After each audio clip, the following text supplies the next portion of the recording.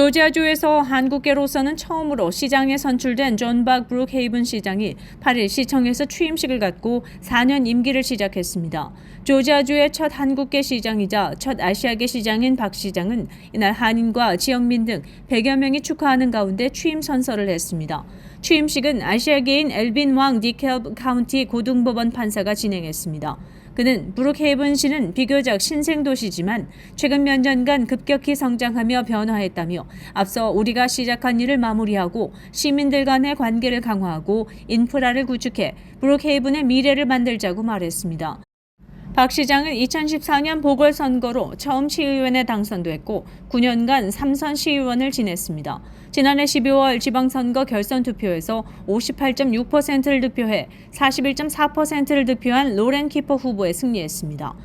그는 이민 1세대로서 조지아주 최초의 아시아계 한국계 시장이 된 것을 자랑스럽게 생각한다라고 당선 소감을 밝혔습니다. 2012년 조성된 브룩헤이븐시는 메트로 애틀란타에 위치한 인구 5만여 명의 도시로 이곳에는 조지아주 최초의 평화의 소녀상이 자리 잡고 있습니다. 이 소녀상은 2021년 애틀란타 총격 사건 당시 희생자 추모식과 헌화식이 열리는 등 미국 현지 여성 인권 상징물로 주목받고 있습니다. 윈티비 뉴스투데이입니다. 미국 기업이 발사한 민간 달 착륙선이 기술적인 문제로 결국 달 착륙에 실패할 것으로 예상된다고 공식 발표됐습니다. 민간 달 착륙선 페레그린을 개발한 우주기업 애스트로보틱은 9일 소셜미디어 X를 통해 불행히도 달에 연착륙할 가능성이 없다고 밝혔습니다. 앞서 이 회사는 전날 추진체 개통의 문제로 연료에 심각한 손실이 발생했다며 이번 달 착륙 임무가 위기에 처했음을 시사한 바 있습니다. 회사 측은 추진체의 연료 누출과 함께 태양 방향으로 위치를 잡지 못한 점 등을 주요 문제로 꼽았습니다. 페레그린은 다음 달 23일 달 앞면에 있는 폭풍의 바다 동북쪽의 용암지대 시누스 비스코시타티스에 착륙할 계획이었으나 결국 이를 실행하지 못하게 됐습니다. 다만 애스트로보틱은 추정치로는 지금부터 약 40시간 뒤 추진체가 소진될 것으로 예상한다며 그 안에 가능한 한 데이터를 수집하면서 다음 발사 임무와 관련한 연구를 지속하겠다고 밝혔습니다. 페레그린 발사는 아폴로 우주선처럼 달까지 곧장 보내는 것이 아니라 한 달 동안 달 궤도를 돌다가 서서히 고도를 낮춰 연착륙을 시도하는 방식으로 계획됐습니다. 나사는 애스트로보틱이 페레그린 착륙선으로 달에 나사 장비 등을 내려놓는 대가로 1억 800만 달러를 지불했습니다. 윈티비 뉴스투데이입니다. 8일 ABC 뉴스와 기상 전문 채널 등에 따르면 이번 주 미국 서부 태평양 연안의 워싱턴주에서부터 중부 태평원과 오데오 일원, 동북부 대서양 연안의 매사추세츠주까지 40여 개 주가 눈보라와 강풍, 돌발 홍수 등 악천후의 영향을 받을 것으로 예보됐습니다. 특히 이날 워싱턴주를 비롯해 오리건, 아이다호, 몬태나, 콜로라도, 캔사스, 네브라스카 등 서부와 중부 태평원 지대에 눈보라 경보가 발령됐습니다. 콜로라도주 남동부에는 이날 강한 바람과 함께 46cm에 달하는 눈이 쌓이며 이번 겨울 최대 적설량 기록을 세울 것으로 보인다고 지역 일간지 덴버 가제트는 전했습니다. 지난 주말 72시간 동안 로키 산맥 지대에 60cm 이상의 눈이 쌓인 데 연이은 것입니다. 기상당국은 이번 눈이 뉴멕시코, 콜로라도, 네브라스카를 휩쓸고 갈 최대 시속 120km의 돌풍에 날리며 시야를 극도로 제한하고 이동을 불가능하게 할 수 있다면서 각별한 주의를 당부했습니다.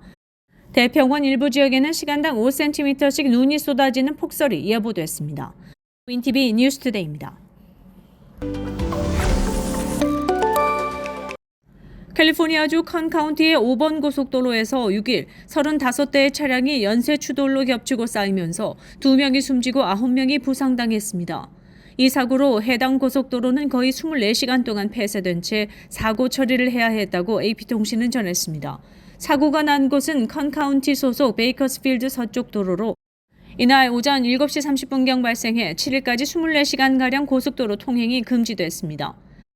이 참혹한 연쇄 추돌 사고의 원인은 가시거리가 3m도 되지 않은 짙은 안개 때문에 앞차가 보이지 않는 가운데 차량들이 연속해서 추돌한 것 때문이라고 소방대는 설명했습니다. 사고 차량들은 거의 800m에 걸쳐서 겹겹이 쌓여 있었으며 승용차가 17대, 거대한 화물 차량이 18대가 포함됐습니다. 사망자 2명은 현장에서 사망이 선고됐다고 경찰은 밝혔습니다. 사고 피해자 가운데 한 명인 여성 운전자는 기자들에게 내 차의 GPS 경로로 추돌 사고 사실을 알고 차를 멈췄지만 그 순간 뒷차가 내 차를 들이받았다. 모든 일이 너무나도 빨리 순식간에 일어났다고 말했습니다. 그는 모든 사람들이 구해달라고 비명을 지르고 있었고 작은 꼬마들도 울면서 고함을 지르는 끔찍한 현장이었다고 말했습니다. 캘리포니아주 교통국은 고속도로의 완전 복구와 정비가 끝날 때까지 이 도로를 폐쇄한다고 발표했지만 7일 언론의 추가 질문에는 응답하지 않았습니다. 윈티비 뉴스투데이입니다. 텍사스주 포트워스 시내의 한 호텔 건물에서 가스 누출에 따른 것으로 추정되는 폭발이 발생해 최소 21명이 다쳤습니다. 포트워스 소방국은 폭발 당시 해당 호텔의 26개 객실에 손님들이 머물러 있었고 한때 호텔 지하에 갇혔던 사람들도 있었으나 모두 구조한 상황이라고 밝혔습니다.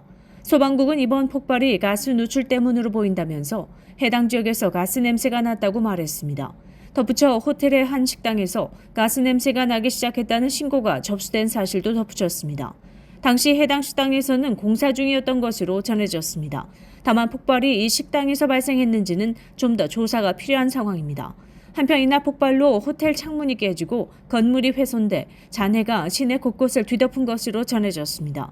포트워스 거리는 잿빛 먼지가 가득했고 건물 잔해는 길거리는 물론 차량까지 덮쳤습니다. 땅에는 폭발 여파로 구멍이 뚫렸습니다. SNS에는 폭발 당시 대피하는 사람들의 모습과 의료진이 이마에서 피를 흘리는 한 남성을 치료하는 모습이 올라오는 등 당시에 긴박했던 상황이 여과 없이 전달됐습니다. 당국은 현장 수습과 함께 폭발의 정확한 원인과 경위를 조사할 방침입니다. 윈티비 뉴스투데이입니다. 한인을 비롯한 아시아계 여성들을 동원해 미국의 선출직 정치인과 기업인, 변호사 등 사회 지도층을 대상으로 고급 매춘 조직을 운영해오다 기소된 한인 성매매 조직 사건과 관련해 그 배후에 외국 정보기관이 개입돼 있을 수 있다는 의혹이 제기돼 파장이 일고 있습니다. 영국 데일리 메일은 익명의 전직 미 정보기관 전문가들을 인용해 지난해 11월 보스턴, 워싱턴 DC 등지에서 적발된 6개의 한인 운영 고급 매춘 조직이 중국이나 러시아 또는 이스라엘 등의 외국 정보기관과 연루돼 있을 수 있다는 주장이 나왔다고 보도했습니다. 외국 정보기관이 미국 기밀을 수집하기 위해 매춘 조직을 이용했을 것이라는 의혹이 제기된 것입니다. 신문은 전 정보기관 관계자를 이용해 워싱턴 DC와 보스턴에서 가치 있는 정보는 정부 기밀이라며 이번 성매매 사건은 허니팟 작전일 수 있다고 주장했습니다. 이들 매춘 조직이 활동했던 워싱턴 DC 외곽 아파트 2곳이 모두 백악관과 연방의회, 국방부, 중앙정보국 등에서 15분 이내 거리라는 것입니다. 허니팟 작전이란 정보 수집을 목적으로 누군가를 유혹하거나 속여 몰래 기밀을 빼돌리는 것입니다. 주로 성적 유혹을 사용해 특정 대상을 꿰어내 정보를 빼내는 게 특징입니다. 신문은 또 전직 CIA 관계자가 매춘 조직이 한인들을 내세운 것은 중국이나 다른 국가가 연루 사실을 부인하기 위한 것일 수 있다고 주장했습니다. 앞서 지난해 11월 8일 매사추세츠주의 보스턴 일대와 버지니아주에서 고급 아파트 6채를 빌려 정치인, 의사, 교수 등 전문직 종사자들에게 고액 성매매를 알선한 한인 조직이 연방검찰에 의해 적발돼 기소된 바 있습니다. 기상이변으로 전국 곳곳에서 과거와는 다른 양상의 산불, 폭우 등 재해가 잇따르고 보험금 지급 비용이 상승하면서 보험사들이 주택 화재 보험과 자동차 보험료를 소비자가 감당하기 어려울 정도로 크게 인상하는 사례가 잇따르고 있습니다. 특히 손해율 증가폭이 큰 일부 지역에서는 보험사들이 신규 보험 판매를 아예 중단하는 사태도 잇따르고 있습니다. 8일 월스트리트저널 보도에 따르면 뉴저지주 당국은 손해보험사 올스테이트의 자동차 보험료 인상 요구를 받아들여 평균 17% 인상안을 승인했습니다. 뒤이어 뉴욕주 당국도 이 회사의 자동차 보험료의 15% 인상안을 허용했으며 캘리포니아주 당국은 올스테이트의 자동차 보험료 40% 인상 요구안을 승인할지를 검토 중입니다. 스탠더드 & 푸어스 글로벌 마켓 인텔리전스에 따르면 손해보험사 파머스 인슈런스 그룹은 지난해 일리노이주와 텍사스 거주 보험 가입자를 대상으로 주택 화재 보험료를 23% 넘게 인상했습니다. 보험사 네이션와이드 뮤추얼은 노스캐롤라이나주 허리케인 피해 취약 지역에 위치한 만여 가구의 주택 화재 보험 갱신을 거부하기도 했습니다. 보험사들이 보험료를 급격히 올리고 있는 이유는 최근 몇 년 새 기상이변에 따른 자연재해로 기록적인 손실을 본 탓입니다.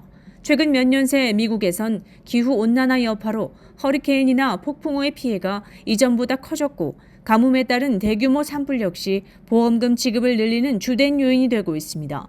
이상기후로 인한 대규모 자연재해는 보험사들이 위험도를 평가하기가 어려운 탓에 보험사들이 보수적으로 보험료를 더 높게 산정하는 원인이 되고 있다고 월스트리트저널은 평가했습니다. 엎친 데 덮친 격으로 고물가 여파로 차량이나 주택을 수리 및 교체하는 데 소요되는 비용이 이전보다 늘어난 것도 보험료를 높이는 요인으로 작용하고 있습니다. 파머스 인슈런스 그룹 관계자는 보험료 인상에 대해 회사가 직면하고 있는 위험 및 보험금 청구액 증가를 더 잘 반영하기 위한 목적이라고 설명했습니다. 네이션와이드 뮤추얼 관계자는 인플레이션과 시장 혼란에 대응해 보험을 인수하는 데 좀 더 신중을 기하고 있다라고 설명했습니다.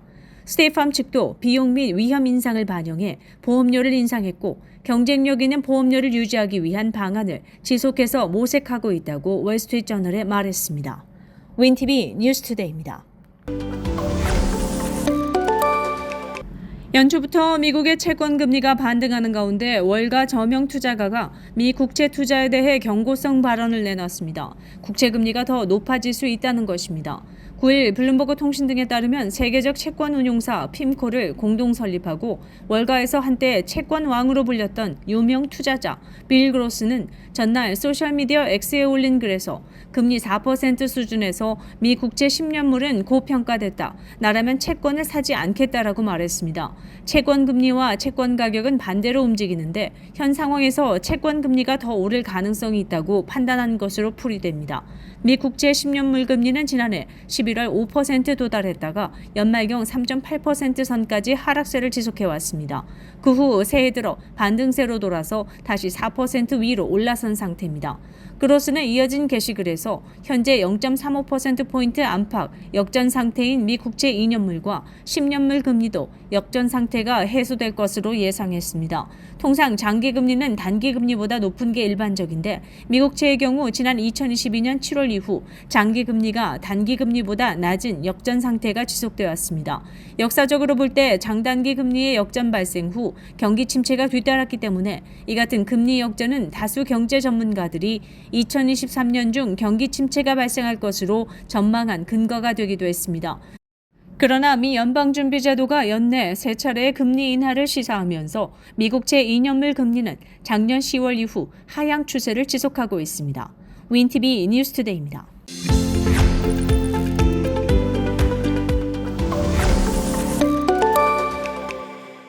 시카고 한인동포 일간지 한국일보는 전자신문으로도 배포됩니다. 시카고 한국일보 무료 신문은 가까운 한인식당이나 마켓에서 볼 수 있습니다.